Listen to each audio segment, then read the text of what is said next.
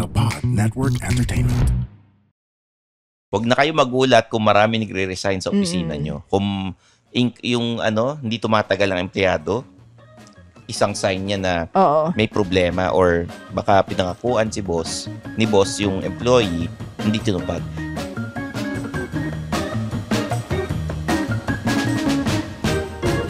Mga Immortal, welcome to the Underpaid Podcast. I'm your host, Stanley Chi. Ito ang podcast na pro-employee para sa mga Immortal wherein we talk about work-related topics in a light manner na parang nagkukwentuhan lang tayo.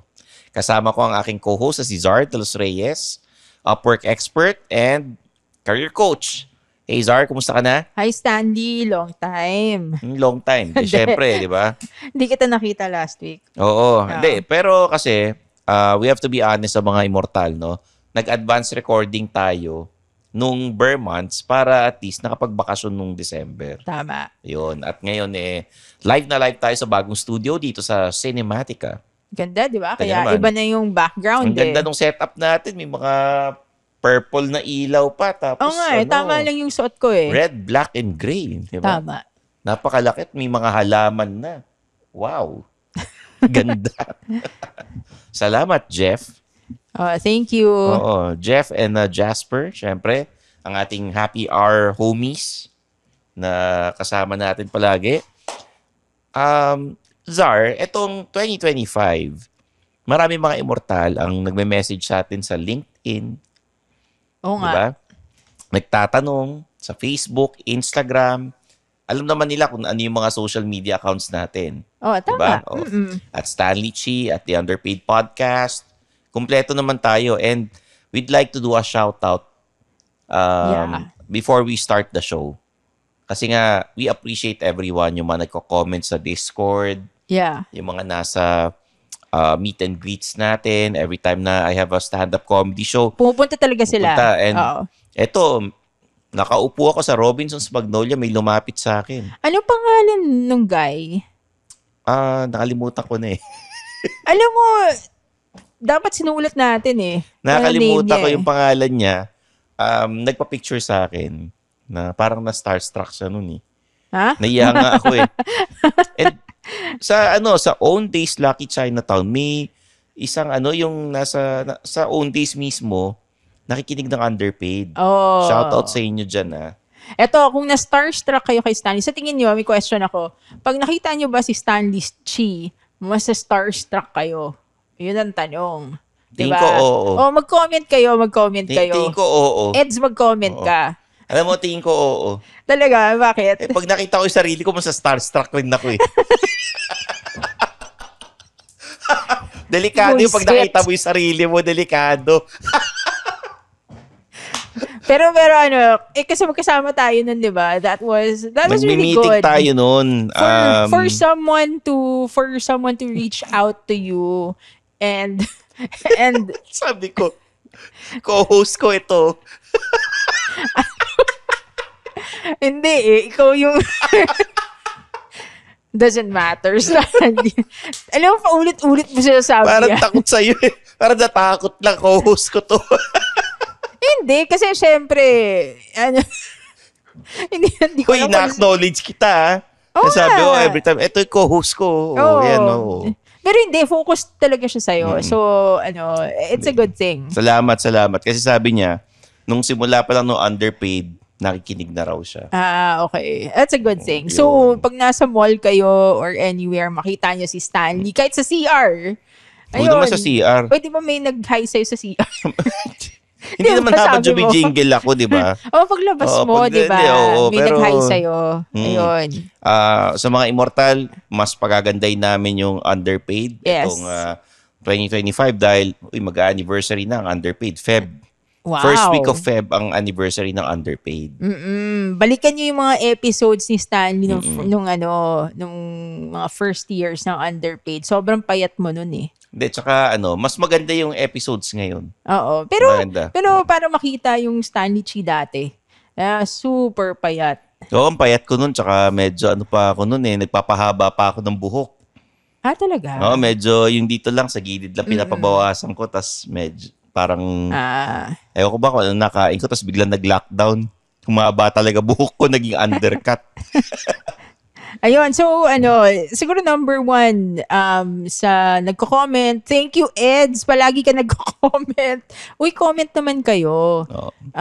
Pag kunwari, Interact with us sa Instagram, sa Facebook, nagre-reply naman hindi, kami. sa Spotify din. Oh, Spotify. Na-enjoy ko yung basahin yung mga comments actually. Tinamad lang ako ng survey eh. Ako yung gumagawa ng survey, di ba? Talaga? Oo. Tinatamad lang akong gawin yun eh. Kasi nung December, January nga, bakasyon eh. Tsaka ang dami kong ginawa rin. Ayun. Tapos second, yung mga nag-reach out sa LinkedIn. So, thank you rin sa mga nakikinig sa Underpaid. Sino ba? Si John Ken. For example, yung pangalan niya, John Ken. Ito, hindi ko maintindihan eh. Hindi, actually, hindi ko kaya pronounce. Ikaw Siegfried. Ayun. Oo. Siegfried. Sino pa? Eto, hindi mo pwede sabihin yung yung concern niya. O, yan. Si Rodriguez. Ayan. Ano si Rodriguez? Apelido niya, Sige, Rodriguez, di ba? sige. Oh. Sino pa? Sherwin. Oh, ayan. Si Sherwin. Ayun, nag-reply naman ako. Si Rosel. Mag-suggest kayo kung gusto nyo bang mag-TikTok live kami or Facebook live habang nagre-record ng underpaid na episodes. Pero, alam nyo naman, nasa YouTube kami, youtube.com/supladomotors. Meron din ako Stanley Chi na YouTube, Instagram, TikTok, Facebook. Search na lang, Stanley Chi. O, ito pa. Yan. Oh, ikaw magbasa. Si Julius. Hello. Bakit Julius? Pero yung pangalan Ano niya, pangalan niya? Oh, Julius, di ba? Oo, ito. Ito yung pangalan niya eh. Oh, yung second name ang binabanggit Mas gusto dyan. mo yung Oo. second name. Okay. Hindi mo ma-pronounce yung una, di ba? Oh. Ayan. Ang topic natin ngayon, ang pangako ni boss. Dami yan. Pangako ni Relate. boss. Oh, legit ba yan? O hindi? Ikaw, ano ba yung mga pangako Gimmick lang yan. napapako or hindi napapako? Ang tawag ko sa mga ganyang boss na puro pangako, most promising. Most promising. Most promising Tama naman. boss, no? Kasi puro pangako eh. Like what? In your case? Pinangakuan ako dati ng pera. Entry fee. Pinirata niya ako, entry fee. Sign up Parang bonus, gano'n. signing bonus, ganyan.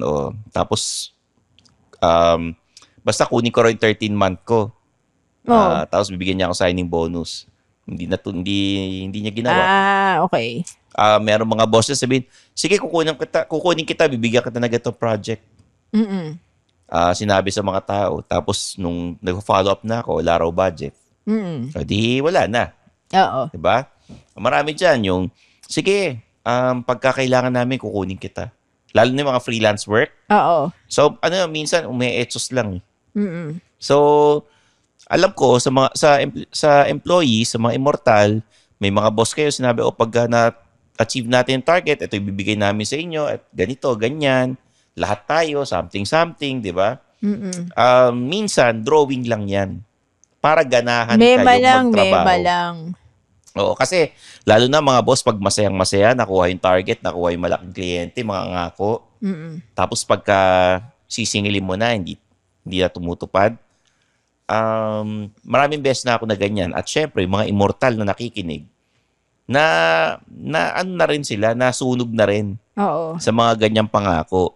Ngayon, ang tip ko, pagka pinangakuan kayo ni boss, si HR dapat nandyan, tapos may paper trail. May contract. May kontrata or may paper trail. Yeah. Email. May documentation. Sa Viber, di ba? Na sinasabi niya na, pagka na-achieve ko to, or pagka sinabi mo ito, nangyari ito, ito yung pinangako ninyo.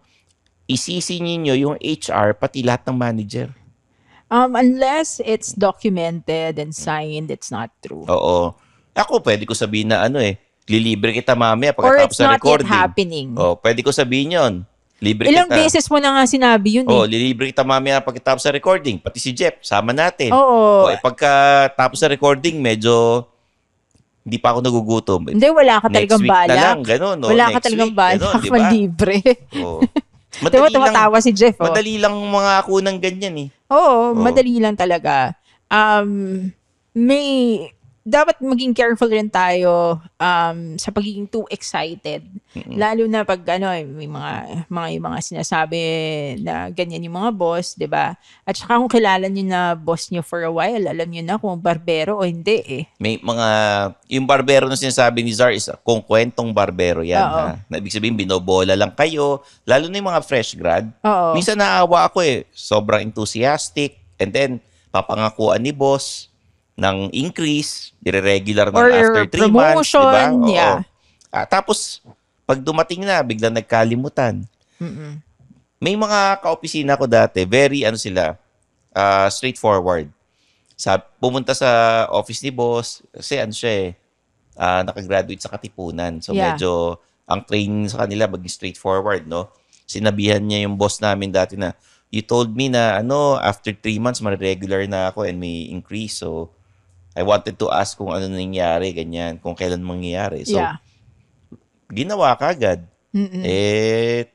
English speaking eh. Oh, talaga. English So, medyo speaking na natakot. mayaman eh. Ganon, oh.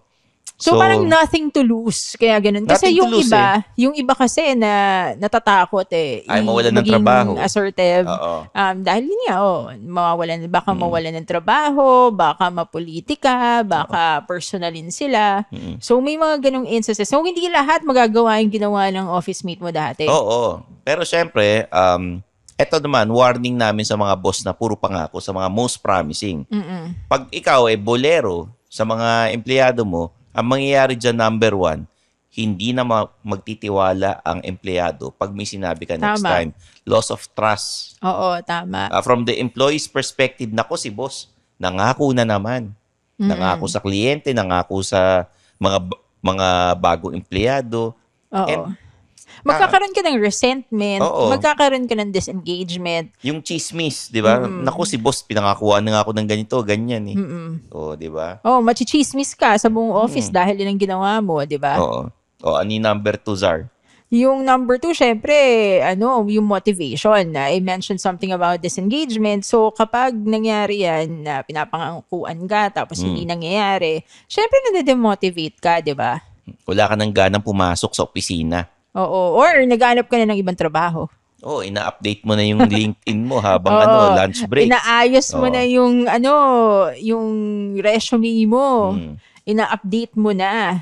Ginagawa mong ATS compliant ang resume mo. Ano uli yung ATS? Applicant tracking system.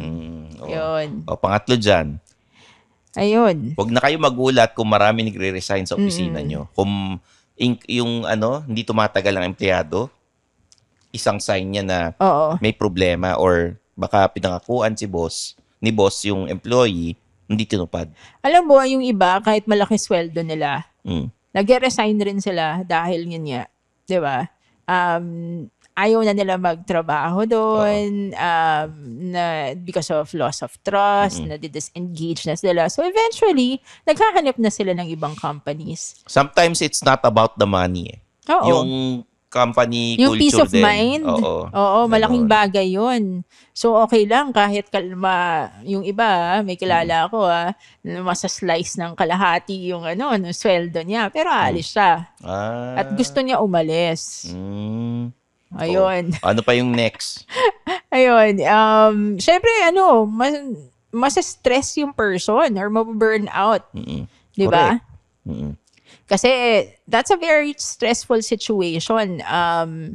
Imagine mo, nakikisama ka sa mga tao na parang ginagago ka na lang. Yeah.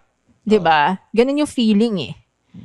So, it's very heavy emotionally, mentally, very stressful. Ito naman yung panghuli. Strained relationships not only with your boss but with other employees. Kasi syempre, may mga empleyadong pro-management.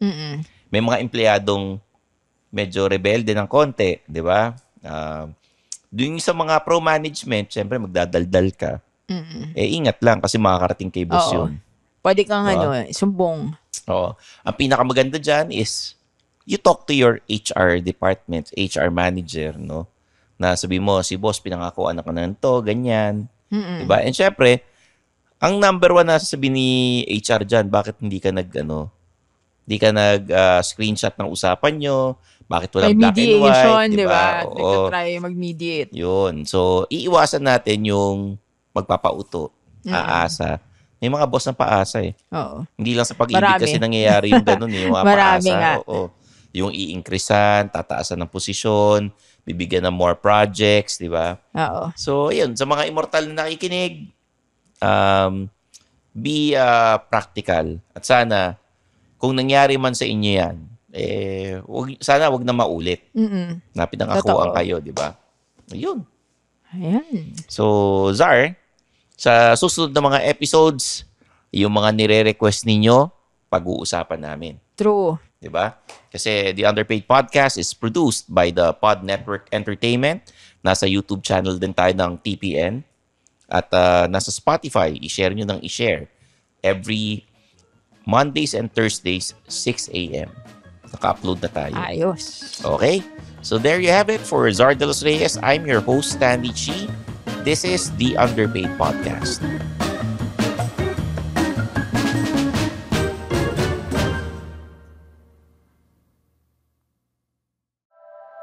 The opinions of podcast creators, hosts, and guests are not necessarily reflective of the official stance of the Pod Network Entertainment, its hosts, or other network programs. The content created by the people behind the podcast is personal and not meant to harm any religion, ethnicity, group, organization, company, or individual.